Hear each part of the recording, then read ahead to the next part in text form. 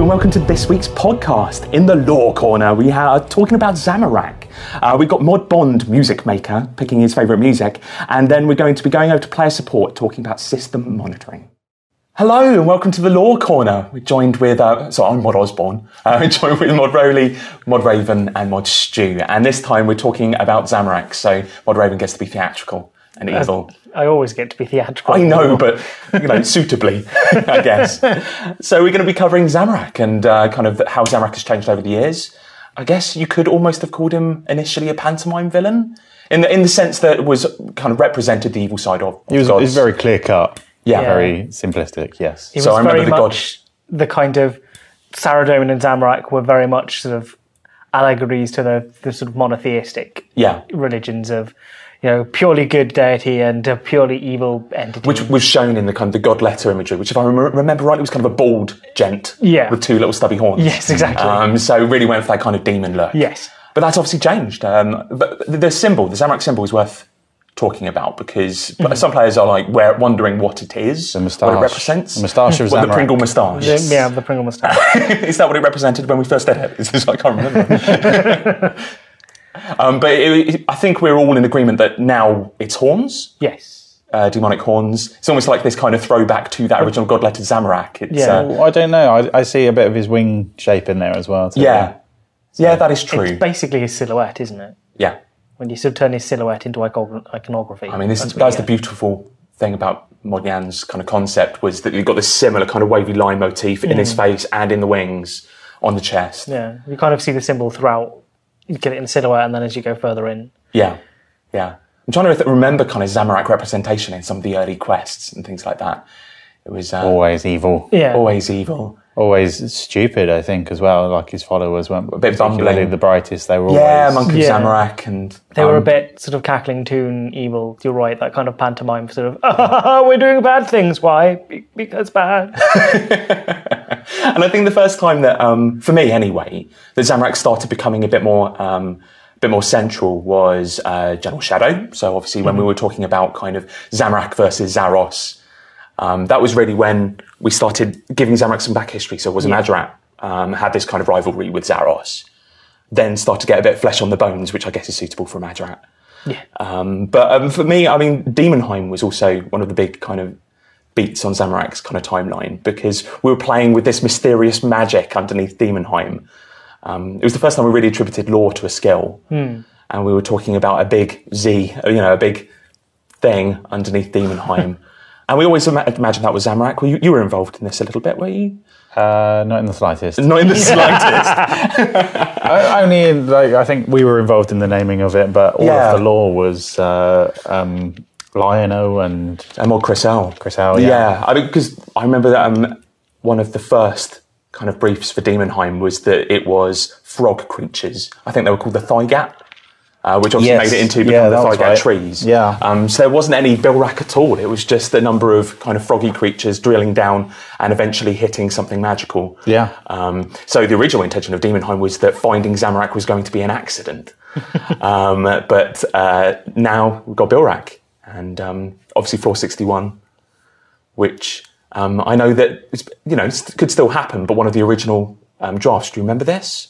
What the original drafts of Floor 61 were? Oh, there have been so many, it's hard to say. I remember one that Floor 61 would be Zamorak. Yes, that's right. I remember Chris L prototyping like a multi-floor boss. Yeah. Which I guess he used a lot of the prototyping for things like Virago. Yes. And we were going to have it you'd like fight at his feet and then you'd run up and then you'd stab him in the belly button. Then you'd go and hit him in the face. That's it. Not him he would be the boss, or there'd be some sort of avatar of his that was a boss. I think there was talk about both an avatar and also a kind of representation. We went back and forth a lot on that. There was even like kind of extrapolating it out that he formed the floors like you were wandering around the arms and legs of Zamorak. Yeah. You'd run up his shoulder or something. Yeah, like that, things like that. You can imagine why Floor 61 started to look like it was getting bigger and bigger. Yeah. But and then obviously the 6th Age hit, and Zamorak has changed. Modyan, we talked about the concept a little while ago, but were you involved in the concept for Zamorak? Because this is Battle of Lumbridge. Not in the slightest. I mean, what do you think of the concept? The concept was great. Yeah, it's badass. Yeah, I remember talking to Mod Yan. Sorry, I don't mean to dominate this, but he was kind of... we were talking about how we wanted to bring the sexy to a god. I've talked about this before. It was Which may have been the conversation we've had Mod Yan multiple times about Dial everything down the that sexy. moves ever. I think we need to have words about this. Yeah, constant nipples. But I like that. I like that about Zamorak, that notion of there was a little bit of, not sexuality to it, but kind of a swagger, I guess. Because we also kind of fleshed out his philosophy about that time as well. Yeah. And he went from being less, that kind of twirly moustache villain to someone who had that kind of evil undertones, but there was, you could see that there was a kind of logic in his beliefs that made... It makes sense because Zamorak's new belief system is all about kind of empowering the individual. Yeah. And the power of the individual. It's about motivating people to solve their own problems and therefore improve themselves. That's it. Rather than, I'll do it all for you, which is what sort of... And he charismatically kind of tries to draw that out of you. Yeah. That, he's got all these followers that he's trying to kind of like, come on, show me what you can do. Yeah. And that kind of charisma, that kind of, that suited the new concept. It's also, it's something we kind of doubled down on with Zaros because there was a massive overlap between their philosophies. They're both about empowering the individual. Yeah, and chaos in some ways. But effectively, they're different branches of Nietzschean philosophy. Yeah. And Zaros is all about leading from the shadows and Zamorak's more about leading from the front. He's like the figure. His cult of personality, this figurehead. Yeah. He's the thing that he wants people to attain. Yeah. It's like, look at my abs. It's like, you can be as buff as me. But it was at that point that we'd already concepted Saradomin. We were talking about the nature of godhood and how a god was once a mortal being and then extrapolated out in form. The magical god power made them bigger and better. And we knew what a Madrat looked like. We'd done Ritual of the Madrat. We'd seen them in both forms. So Jan explored that question of what would a Madrat look like, kind of with that power expansion. And he went for the wings, and the wings because of the symbol, and also because of that kind of cinematic moment at the start of the Battle of Lumbridge, which we always imagine would be the reveal.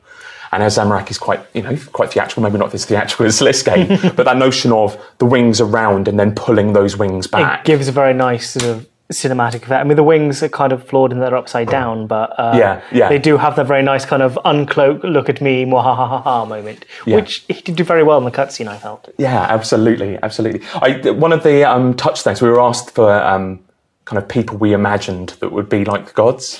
So there were points where we might have voiced Zamorak, for example. And I know the one that we fell on was Terence Stamp. No, not Terence Stamp. I've got the wrong person here.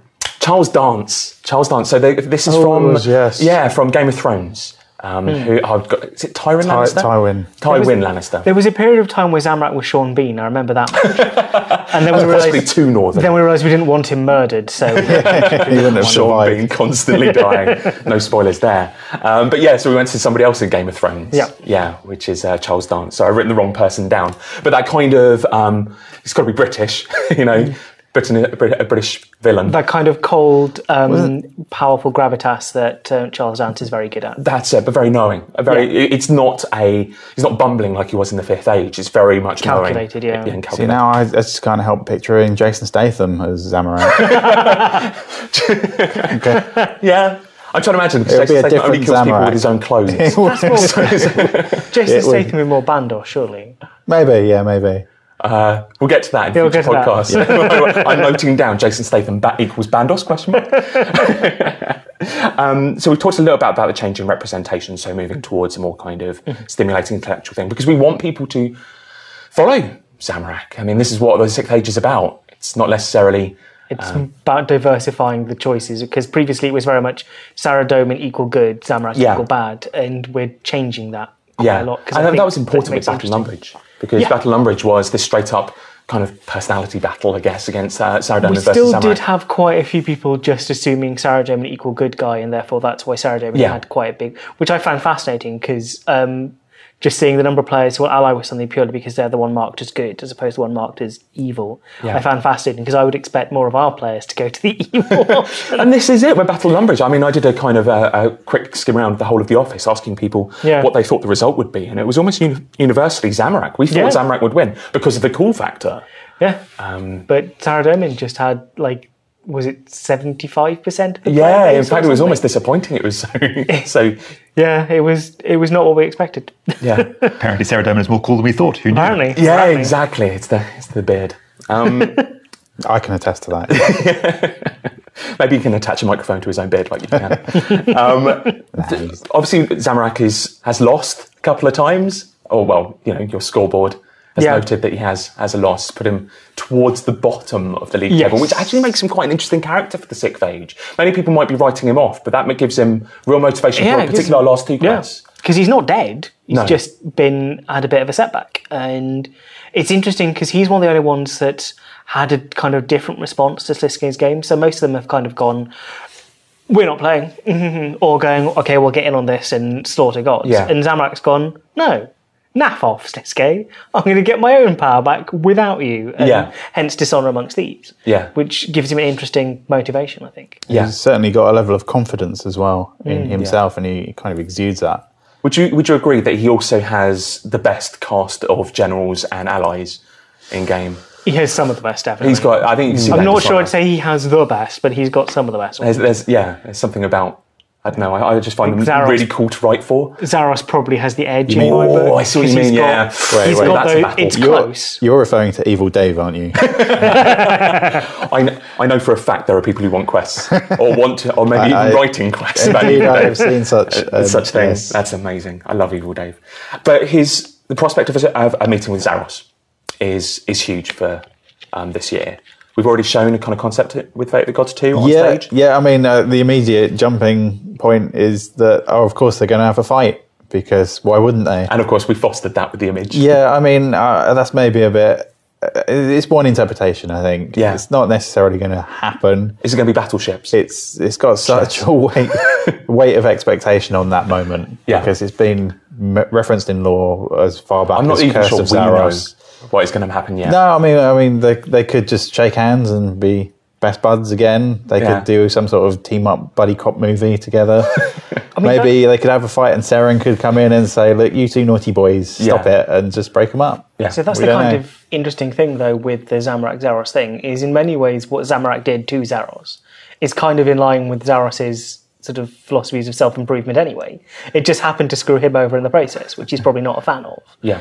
But it does, I'm not sure it will result in a fight. I'm intrigued. Fascinating. And Zamorak has effectively made Zaros change his MO, the way he works, He's even more pulled back, even more kind of in the shadows. Zaros could see that he has improved because of this event as well, but he might still hold a grudge too. I mean, and then you've got because there's everyone's sort of saying, they'll get into a fight, they'll be thing. But it's like they have such similarities. Can you just imagine what would happen if they actually did shake hands and joined forces? How cool would that be?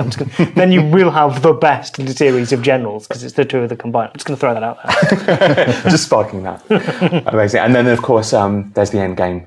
Zamorak will play a part in the end game. Okay, he's losing, but it's not so hard and fast that those who have a kill will get in. There are many assumptions that people have made about the end game that isn't necessarily close to what's actually the case. Zamorak has already proven that he's not going to play by Sliski's rules. Yeah, so that's one thing. Yeah, the players have shown us that through Battle of Lumbridge and the community choices there, that he's not going to be there representing it as the person who's killed the most gods. He's not going to be wandering in there likely like Saradomin or Armadil will, with a kind of, hey, I've got a kill, I'm going to go for this. But you can absolutely be certain he will be there and he will be going. I think it would be a bit of a disappointment if he wasn't. There we go. I think we've probably covered everything on Zamorak. I'm sure there are some people who want more, but come talk to us on Twitter or on the forums. Next time round, we'll be talking about Armadil, your favourite mod raven. Yep. So do tune in.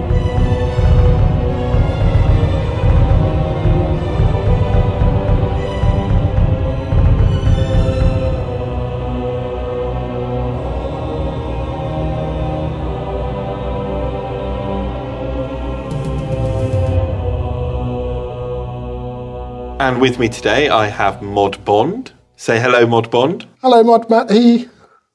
No, I said say hello, Mod Bond. You were meant to say hello, Mod Bond. Hello, Mod Bond. And Mod Bond, as one of our audio developers, what is your favourite piece of RuneScape music? This is a really difficult question because there's lots and lots of tracks that I really like in the game. Some that other people have written, some that we've collaborated on, like the Book of 1,000 Songs was a good one. Oh, yeah. But I think today, if you had to pin me down to one, it would probably be the track Abomination, which was the boss battle music in the Death of V quest. In the Death of V quest, yeah? Yeah. Why that piece? I think it's because it's a little bit different. It's got quite a hard electronic edge to it, and it's a little bit unusual, but quite hard-hitting and powerful. Okay. Well, let's listen to it now.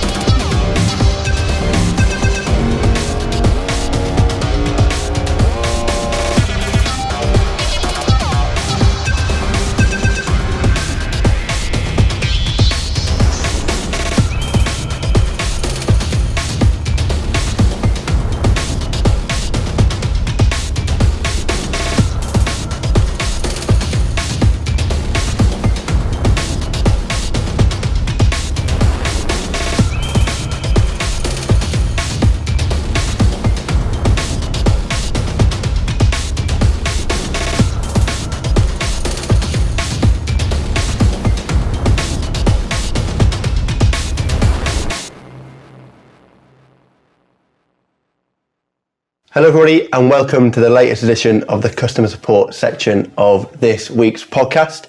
Today we'll be talking about all things system checks and live monitoring, and to do that I'm joined by Mod Rebel, Mod Lore and Mod Steve W. If you can just introduce yourselves for me. Yeah, so I'm Mod Steve W. I've been with Jagex for just over 9 years. Bit of a regular on these podcasts now. I'm back for another episode. They serve great coffee in here, which is why I keep coming along. I'm an operations manager in our customer support team. Brilliant, thanks. Mod Lore? Hi, well, as just introduced, I'm Mod Lore, member of the player support team here. Been with Jagex for about 18 months. It's my first time on the podcast, but you might recognise the voice from some of the previous bot-busting live streams alongside Mod Balance. All right, cool. And Mod Rebel? Hi, I'm Mod Rebel. I've been with Jagex since May last year, a member of player support. First time being on a podcast, but I'm very excited to be here and start talking. All right, cool. And I'm on Affinity, like Steve, kind of regular on these podcasts. Been here for about 2.5 years and an operations manager in customer support.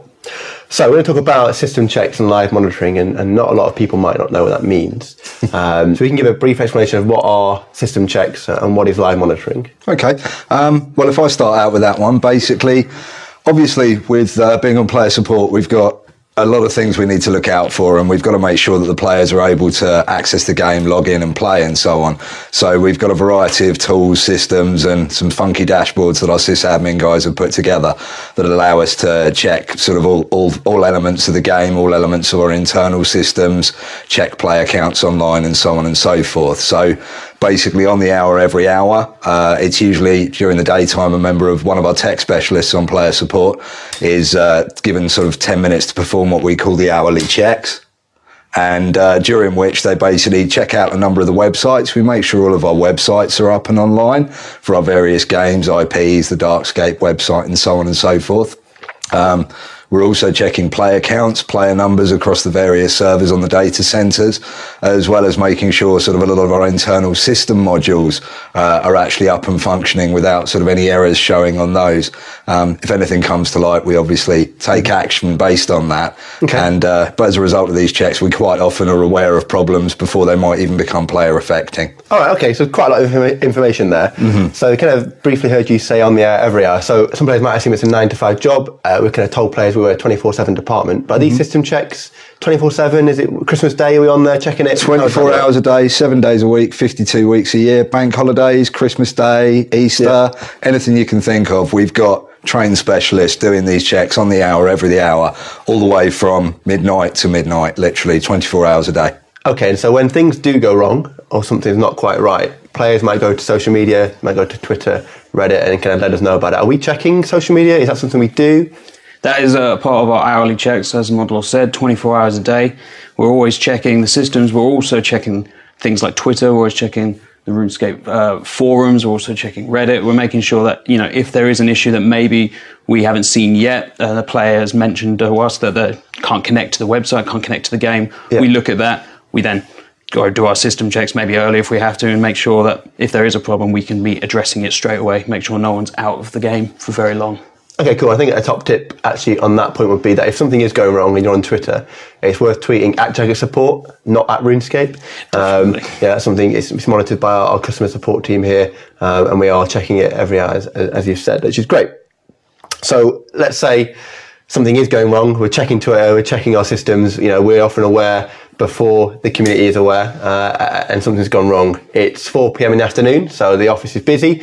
What are we going to do? Well, as it's sort of 4 p.m. in the afternoon, it's a bit more of what I'd consider to be an informal process, because obviously with it being during business hours, everybody from the relevant teams, relevant departments that we might need to speak to about the issue is going to be in the office at their desk, or if they're in a meeting or away or anything like that, there'll certainly be somebody around who's ready to sort of pick up the torch and help us out.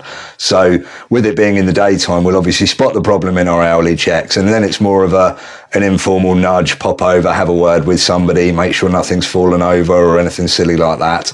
And then we, literally based on that, they will pick up the ball and start investigating, looking into it and seeing if we can get to the bottom of what's going on or what's producing the errors that we're talking to them about. All right, great. So it sounds like a lot of communication internally. Yeah. If anything is going wrong or check something. Definitely. It's one of the nice things about the job and about the company is obviously the inter-team communications and the kind of relationships you build off your own department. Oh, brilliant. Okay, so let's go different way around. It's 4 a.m. in the morning. Everyone's asleep apart from customer support, and something goes wrong. Our players never sleep, and nor do we really. What are we going to do? Well, I think you nailed it with the idea of our players never sleeping. We don't either. We've obviously got people running these checks on the hour every hour through the night. And if a problem does come to light out of office hours, there's obviously a slightly different process that we need to follow, because we can't just approach somebody at their desk and give them a nudge or anything like that. So every department we may need to reach out to, be it our systems administration team, the web systems guys, business intelligence, anything like that, have all got nominated on-call individuals. I believe that works on a kind of rotated basis. So basically they're there and ready to help us out if any problems do come to light. So essentially we're like an emergency dispatcher, trying to figure out whether you need fire, police or ambulance services to draw the parallel. So we need to establish whether we're contacting systems administration, web systems, or whatever department's relevant to the problem we're having. Yep. The key thing to take away from it is we're not expected to fix all of the issues, but what we are expected to do is highlight any problems, handball them over to the individuals or the departments that can get them sorted for us. Okay. And that's our job done. We then spend a while monitoring and updating about the situation. So we'll send follow-up emails as we get any updates or any callbacks, all the way through until the actual issue is resolved and we draw a line under it and the situation's all sorted. Okay, brilliant. And so, let's set the scene, Mod Rebel. It's 4 a.m. An issue has occurred. Mod Lore has called it out, and our teams are dealing with it. You've checked social, and customers are kind of tweeting us, they're putting it on Reddit, and they're posting on the forums that there's an issue. What are we going to do in terms of letting the community know? How do we go about that? So, if the amazing Mod Lore has already got everyone needed in the office sorting it out, has woken someone up, some poor mod in there, making sure our players can get back online as quickly as possible, and someone needs to communicate out to the players. Obviously, something like Twitter will make sure a tweet goes out saying, hey guys, Jagex are aware of the issues, we're trying to fix it right now, watch this space, we'll make sure you know. And that applies to any social media aspect. Could be Reddit, could be the forums themselves. We'll always make sure that something is communicated out, some kind of message is out to the players to let them know that we are here, we know what's going on, we're trying to deal with it, and we will get you back in Gillinor as quickly as possible. So Steve, I know you were in the last podcast and we talked about the new knowledge-based support centre we've introduced. Is that helpful for players to check? Should they be checking that?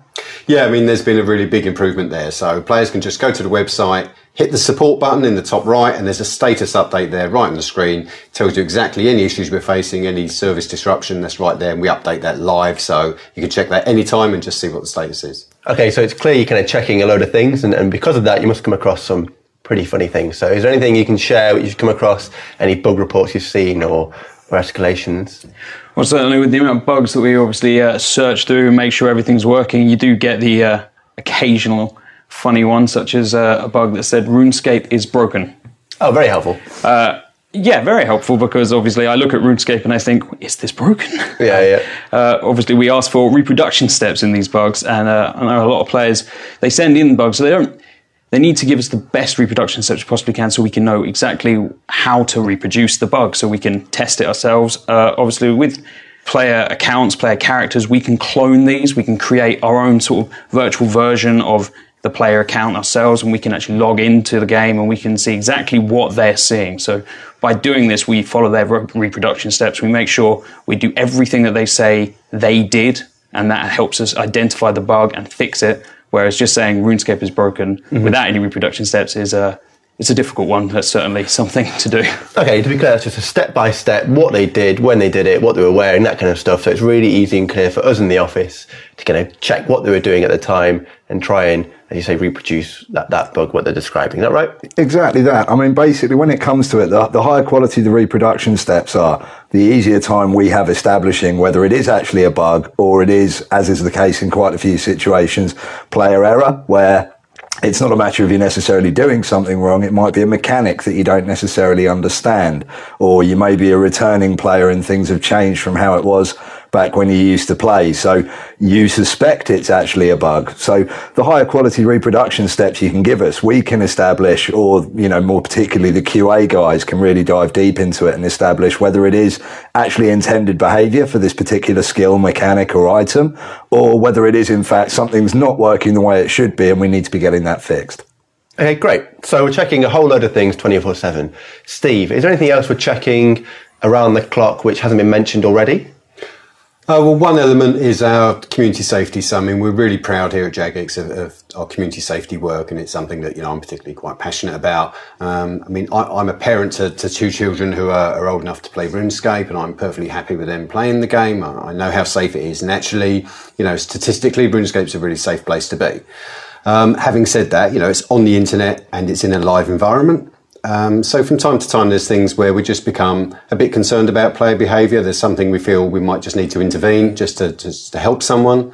And that community safety aspect, that's monitored 24/7 as well. So some of the lesser kind of rule-breaking stuff and reporting stuff, that tends to be based during the office hours. But outside of those times, that's when we are really looking for that kind of content that perhaps where we just need to step in, just help someone, just make sure people are staying safe online. And so that's something that's part of our sort of continual monitoring and escalation process. Okay, fantastic. So a whole lot of things discussed there, which is great. So to round up this discussion, can you give me kind of each of you a top tip? Start off with you, Mod Rebel. Sure. If you are running into any issues, you can always check out the new knowledge base and see if there's an update from us, letting you know what's going on. If you don't see anything, it might be worth just popping us a tweet at Jagex Support or one of the other social media outlets that we frequent. Okay, great. Mod Lore? Mine's going to be a bit more of a technical one, but if you do find yourself trying to get into game, you're clicking the RuneScape shortcut on your desktop and the client's just not launching, or when it crashes there's no error message produced, try giving your cache files a clear. That can solve all sorts of strange problems like that. If the issue remains after doing that, reach out, get in touch with our tech specialist via a ticket, we'll get you sorted. All right, top tip, nice. Steve? And I think I'll pick up on the community safety aspect and just say, look, if you are concerned about the behaviour of another player and something that they're saying, it doesn't matter if it's 3 or 4 o'clock in the morning in the UK where Jagex is, pop a report into us. We are looking at that stuff 24/7. We're here to help and support you. And so we need that report. So do pop it into us. Okay, sounds great. So we've kind of discussed a lot there and given an insight into player support, which players probably had never heard about. I think it's quite good. I think it's worth mentioning, and going back to a point you made, Mod Lore, about the 24/7 monitoring, it's live, is that actually, we've got huge dashboards and massive monitors all around player support department with graphs, charts, things I don't know what they mean, but certainly the tech guys do, and they're constantly monitoring the game, our systems, and all that kind of stuff. So it's often the case, and I'm not aware of any case where it hasn't been, that we're aware way before players are aware that an issue's happening, and by the time a player tweets us or gets in touch, actually we're already working on it, it's been escalated, and we're on top of it already. I think that's kind of worth mentioning that. Okay, so I think we've covered everything, and if we talked about it anymore, we'll get too tech, and me and Steve will just go over our heads. So that's it from me, Mod Infinity. Thank you so much, Mod Lore, Rebel, and Steve. Until next time, thank you very much. No, thank you for having us. Bye. Thank you so much for listening to this week's podcast. Make sure you tune in next week for another edition.